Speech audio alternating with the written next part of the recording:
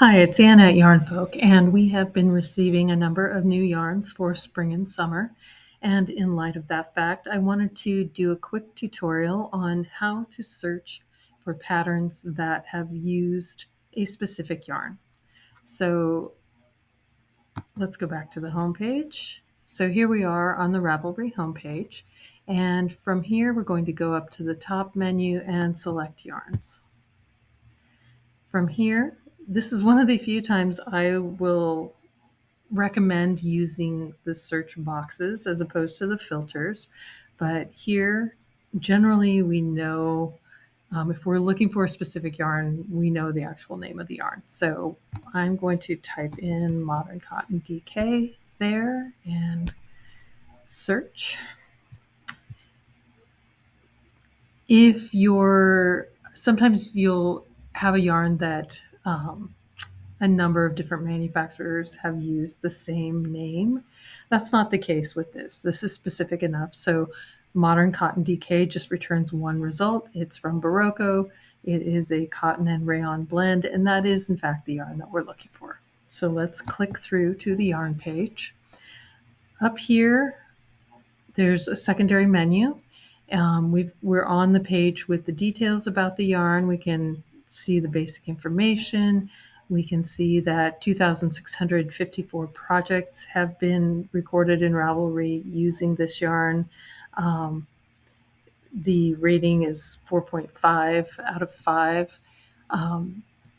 So it's well liked. If we were to click to the colorways, this is a yarn that has been in production for a while. It's a very popular summer option. So there may be here some colors that have been discontinued, but you can scroll through and see specific colors. There's a tab for buying options. There is a tab for people who have added this yarn to their stash on Ravelry. And then here's what we're focusing on today, the pattern ideas. So let's click through to that. And if we scroll down, we can see that there are 8 pages of project ideas here. And right now we're looking at all crafts, all categories. You would have the option to winnow that down. You could look at just crochet or just knitting or loom knitting or machine knitting within the categories. This is going to filter to types of projects that are shown in this search. So it won't show everything because some things have already been filtered out of this search just by the parameters that we've indicated so far. So we've got accessories, we've got other types of clothing, and then here, if you've already purchased a yarn and have a specific number of skeins, you can put in a limiter there so that you're not returning projects that are definitely going to exceed the amount of yarn that you have. So if we scroll down here, we can see a number of different patterns that have been made in this yarn. They generally start with patterns that have used the yarn the most. So Anchor's summer shirt, 33 different people have used that yarn. And then from there, it tends to go down. Usually the first result is the pattern that people have used the most number of times. So let's go here to the advanced search tab.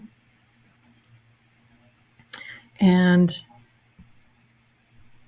that is going to initially give us a smaller thumbnail of all the projects.